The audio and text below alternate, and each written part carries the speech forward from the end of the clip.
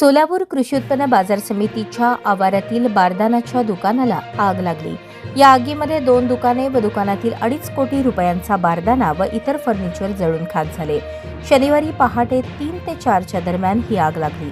या आगीमुळे परिसरात पहाटेपासूनच धुराचे लोळ दिसून येत होते। शॉर्ट सर्किटने आग लागल्याचा दावा करण्यात येत आहे।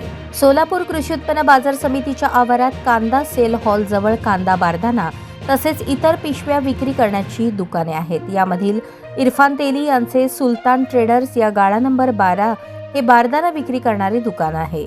शनिवारी पहाटे या दुकानाला आग लागली। यामध्ये जवळपास 10हून अधिक प्रकारचे बारदाना, ताडपत्री, सुतळी, प्लास्टिक बॅग यासह लोखंडी फ्लॉवर स्टॉल, या लगतच्या दुकानांमधील फर्निचर, खुर्च्या आणि इतर साहित्य जळून खाक झाले।